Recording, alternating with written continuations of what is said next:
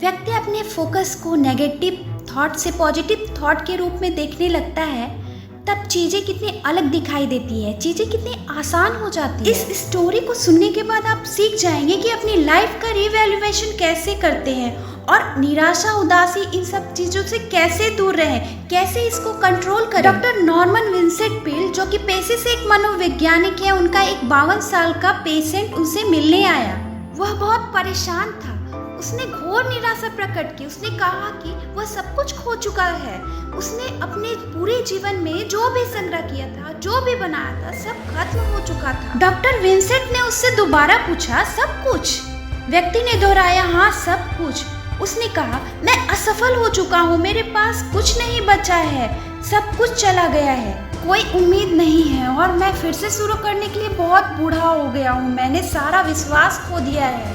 स्वाभाविक रूप से डॉक्टर विंसेंट को उससे बहुत सहानुभूति महसूस हुई, लेकिन यह स्पष्ट था कि उसकी मुख्य परेशानी निराशा, काली छाया उसके दिमाग में घुस चुकी, जिससे वो खुद को बहुत लाचार और कमजोर समझने लगा था। डॉक्टर विंसेंट ने पेपर का एक टुकड़ा लिया और कहा, तुम्हारी कितनी संपत्ति बाकी है इस पर लिखो। व्यक्ति ने कहा, कोई फायदा नहीं। उसने आह भरी और कहा, मैंने आपको बताया है, एक भी चीज नहीं बची है। डॉक्टर विंसेंट ने कहा, चलो फिर भी देखते हैं, क्या तुम्हारी पत्नी अभी तुम्हारे साथ है? व्यक्ति ने कहा, क्यों? हाँ बिल्कुल, वो बहुत सुंदर है। हमारी शादी को 30 साल हो गए हैं। चाहे कितनी भी बुरी परिस्थिति क्यों ना हो जाए, वह मुझे कभी नहीं छोड़ेगी। ठीक है, चलो इसे छोड़ो। तुम्हारी पत्नी अभी तुम्हारे साथ है और वह तुम्हें कभी नहीं छोड़ेगी, चाहे कुछ भी हो जाए। डॉक्टर विंसेंट ने कहा, अपने बच्चों के बारे में बताओ, क्या कोई बच्चा है? हाँ, मेरे 3 बच्चे हैं और वे बहुत आकर्षक और परिपूर्ण हैं। उन्होंने मुझसे कहा है, पापा हम लोग आपके साथ खड़े हैं, चाहे जो भी सिचुएशन हो। मैं इसे नंबर 2 पर रखता हूँ। डॉक्टर विंसेंट ने कहा, बच्चे आपसे प्यार करते हैं और वह हर परिस्थिति में आपके साथ खड़े रहेंगे। क्या कोई दोस्त है? डॉक्टर विंसेंट ने पूछा। हाँ, उसने कहा, मेरे कुछ दोस्त हैं, मुझे स्वीकार करना चाहिए कि वे बहुत अच्छे हैं। वे मेरे पास आए और कहा कि मेरी मदद करना चाहते हैं, लेकिन वे क्या कर सकते हैं? वे कुछ नहीं कर सकते हैं। यह नंबर 3 है। आपके कुछ दोस्त हैं जो आपकी मदद करना चाहते हैं, जो आपका सम्मान करते हैं। तुम अपनी ईमानदारी के बारे में क्या सोचते हो? क्या तुमने कुछ गलत किया है? डॉक्टर विंसेंट ने पूछा। व्यक्ति ने कहा, मैं हर किसी के साथ ईमानदार रहा हूँ। मैंने हमेशा सही काम करने की कोशिश की है और मेरा मन साफ है। ठीक है, हम इसे नंबर 4 के रूप में लिखेंगे, ईमानदारी। आपका स्वास्थ्य कैसा है?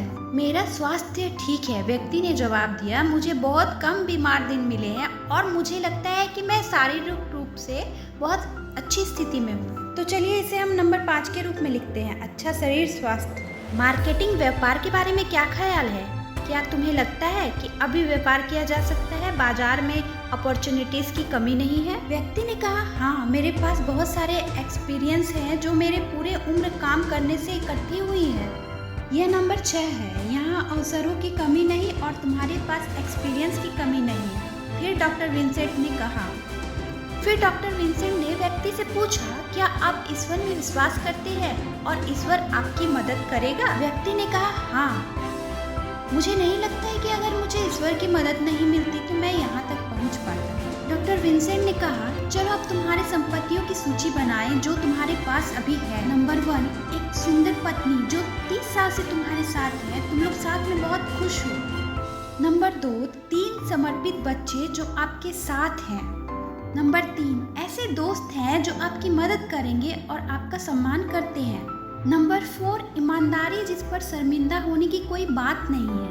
नंबर 5, अच्छा शरीर, स्वास्थ्य। नंबर 6, आपका अनुभव।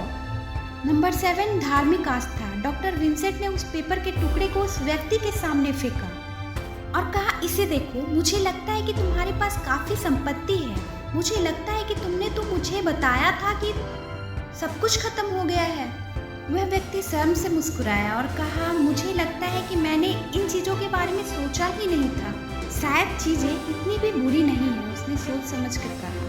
शायद मैं फिर से सब कुछ शुरू कर सकता हूँ। मेरे साथ ईश्वर है जो हमेशा मेरे साथ है, वह मेरी हेल्प करेंगे। व्यक्ति अपने फोकस को नेगेटिव थॉट से पॉजिटिव थॉट के रूप में देखने लगता है, तब चीज़ें कितनी अलग दिखाई देती है, चीज़ें कितनी आसान हो जाती है। हीन भावना वाली सभी चीजें जो तुम्हारे साथ घटती है उसे टेक एन इजी रवैये से सोचना, इसे टेक इट लाइट लेना। बस जरूरत है दृष्टिकोण बदलने की, अपने फोकस को नेगेटिव थॉट से पॉजिटिव में लाने की।